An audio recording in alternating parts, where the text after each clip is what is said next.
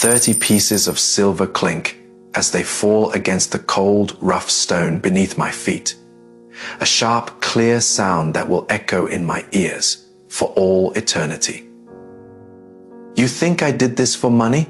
You think I sold the Son of God for a handful of silver? How foolish, how naive you are.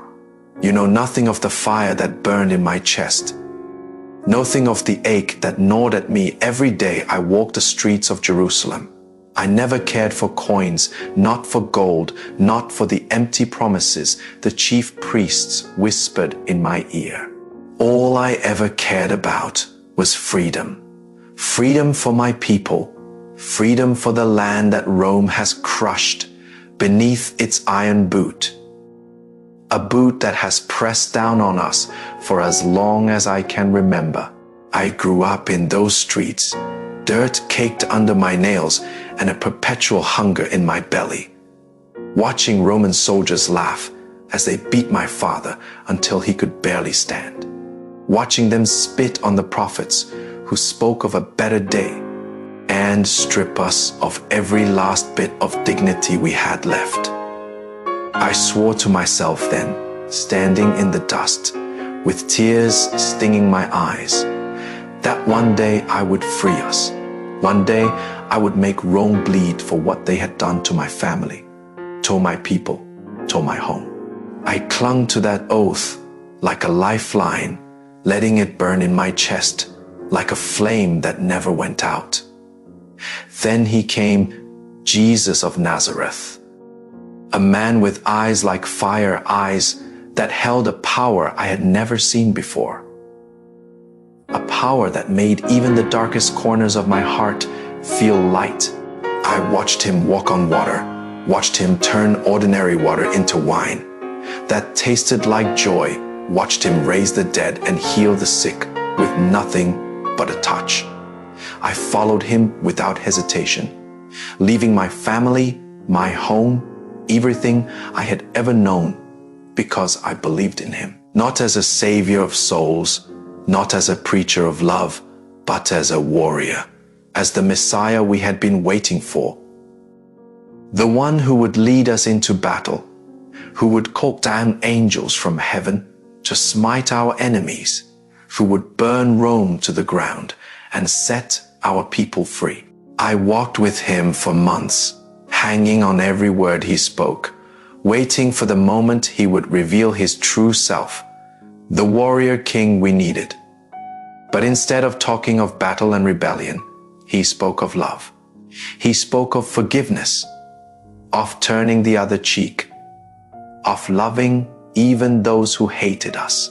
I listened, I waited, I hoped with every fiber of my being that it was all a game, that he was just biding his time, that one day he would drop the pretense and show us the fire I knew was inside him. But the days turned to weeks, and the weeks turned to months. And still he spoke of love. Still he healed the sick. Still he fed the hungry. Still he embraced the sinners and the outcasts. But he never fought. He never raged against Rome. He never called down fire from heaven. He never gave us the warrior we so desperately needed. I grew impatient, the flame of my hope flickering and dimming with each passing day. Anger settled in my chest, hot and bitter, and desperation clawed at my throat. Was this really the Messiah, a man who would let Rome continue to oppress us, who would rather hug a sinner than strike down a tyrant? No, it could not be. I knew him. I had seen the power in his eyes, the fire that smoldered just beneath the surface. He was holding back, I told myself. Maybe he was afraid. Or maybe that was when the idea came to me. A plan that felt like a revelation. A way to wake him up, to make him show his true power. I would hand him over to the chief priests, to the Pharisees who hated him. I would put him in danger, force him into a corner, and when he had no other choice, when his back was, He would smite his enemies. He would become the warrior we needed to free our people. It felt brilliant, foolproof. Like I was doing God's work, I went to the chief priests, told them I would deliver Jesus into their hands, and when they offered me 30 pieces of silver, I took it, not because I wanted the money, but because it was a symbol of the deal, our symbol of the push he needed to wake up and save us. I thought of my father, of my people, of the freedom we would soon have. And I smiled, laughed even, because I thought I was clever, thought I was the one who would finally set our people free. The night of the Last Supper came, and I sat at the table with him and the other disciples, bread and wine before us. He sat at the head, his hands holding the bread, his eyes soft and full of sorrow as they swept over each of us. "One of you will betray me," he said, his voice quiet but clear, cutting through the murmur of our conversation. My heart skipped a beat, my hands shaking slightly as I stared at him, but I forced a smile and shook my head, pretending innocence. "Surely not I, Lord?" I asked, my voice steady, even as my heart raced. He looked at me then, not with anger, not with accusation, but with a sadness so deep it felt like it could drown me. A sadness that made a chill run down my spine, a chill I quickly pushed away. He was just speaking in parables, I told myself. He knew my plan. And after the supper, we went to Gethsemane, the garden that felt like a tomb that night. Dark, quiet, the air thick with the scent of olive trees, sweat, and fear. He told us to wait, to watch, then went off alone to pray, leaving us in the shadows. I watched him from a distance, on his knees, his head bowed, tears streaming down his face as he prayed to his Father. "Father, if it be possible, let this cup pass from me," he whispered, his voice broken with grief. I frowned, confusion twisting in my chest. Was this fear? Doubt? No, I told myself. It was an act, a show. He was preparing, getting ready to show his true power when the time came. I pulled out the lantern, lit it, and swung it gently in the dark, the signal I had agreed on with the priest's men. They came quickly, torches in their hands, casting flickering shadows across the garden, swords at their sides, their faces hard and angry, ready to capture the man they called a blasphemer. I took a step forward, my heart pounding in my chest, my hands shaking, but I forced a smile. This was it. The moment I had been waiting for. He would cease. He would understand that I had done this for him. For our people, I walked toward him, my feet heavy as lead, and when I was close enough, he looked up, his eyes meeting mine, and in that single moment, everything changed. I knew deep in my bones, his eyes were not full of fire, not full of anger. They were full of compassion, full of love, full of understanding. He knew exactly what I was going to do, not just my plan, but my heart, my pride, my foolishness. I leaned in, my lips brushing his cheek in the kiss of betrayal, soft and warm, his skin smooth beneath my lips, his breath sweet and steady. And as I pulled away, he whispered, his voice so quiet, I could barely hear it. "Judas, do you betray the Son of Man with a kiss?" My blood ran cold, my knees giving way beneath me, and I wanted to run, to scream, to fall to his feet and beg for forgiveness, but I couldn't. I stood there, frozen, staring at him, unable to move, unable to speak. As the priest's men rushed forward, they grabbed him, bound his hands tightly, pushed him to the ground. And Peter, in a fit of rage, drew his sword and cut off the ear of one of the servants. "Put your sword away," Jesus said, his voice calm and steady, not a hint of anger in it. "He who lives by the sword will die by the sword." Then he reached out, touched the servant's ear, and healed it just like that. No anger, no rage, only love. I watched, a spectator to my own mistake, as they dragged him away, torches flickering, swords clanging, his eyes never leaving mine. He didn't look at me with hatred. He looked at me with sorrow, as if he was grieving for me, for the fool I had become, for the mistake I had made. I ran then, as fast as my feet would carry me, away from the garden, away from the men, away from his eyes, but I couldn't run from the truth. I couldn't run from what I had done. I ran to my house, locked the door behind me, and sat in the dark, the only light coming from the moon filtering through the window. The 30 pieces of silver were on the table, cold and hard, and I reached out to touch them, only to pull my hand back in agony. They burned, like fire, like outside. I could hear the crowds shouting and screaming, their voices rising in a chorus of "Crucify him, crucify him."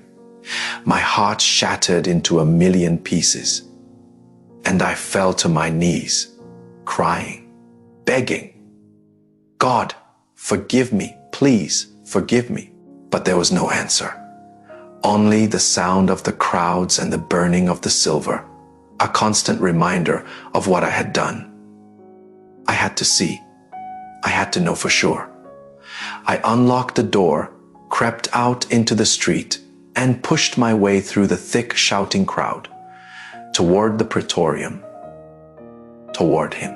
There he stood, before Pilate, his hands bound, his face bloodied and bruised, his body already bearing the marks of the cruelty he had endured. Pilate looked at him, his voice cold and detached.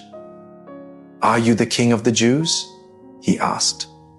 Jesus nodded, his voice steady, despite his suffering. "You have said it," he replied. The crowd shouted louder, "He is a blasphemer! Crucify him!" Pilate washed his hands in a basin of water, a gesture of innocence. "I am innocent of this man's blood," he said. "It is your responsibility." The crowds cheered, their voices echoing through the streets. "His blood be on us and our children." I felt sick to my stomach, a wave of nausea washing over me as I realized the truth. This was all my fault. Every bruise on his body, every drop of blood he shed, every cruel word shouted at him was because of me. They took him away to be flogged, and I followed, hiding in the shadows, unable to look away, even though every part of me wanted to. I watched as the soldiers stripped him, tied him to a wooden post, and picked up their whips with sharp metal tips that glinted in the sun, cruel and unforgiving.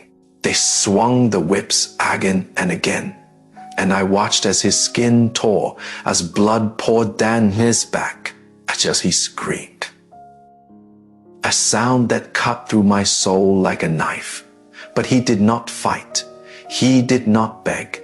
He just stood there, taking it, enduring it, for me, for all of us.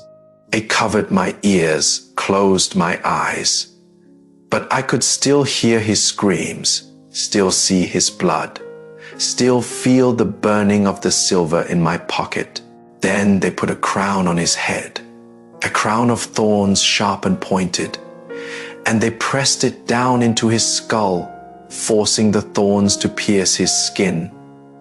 Blood ran down his face, into his eyes, into his mouth, and the soldiers mocked him, shouting, "Hail, King of the Jews!" They spat on him, hit him, laughed at him, and still he did not fight. He looked up to heaven, his voice weak but full of love, and prayed, "Father, forgive them, for they know not what they do."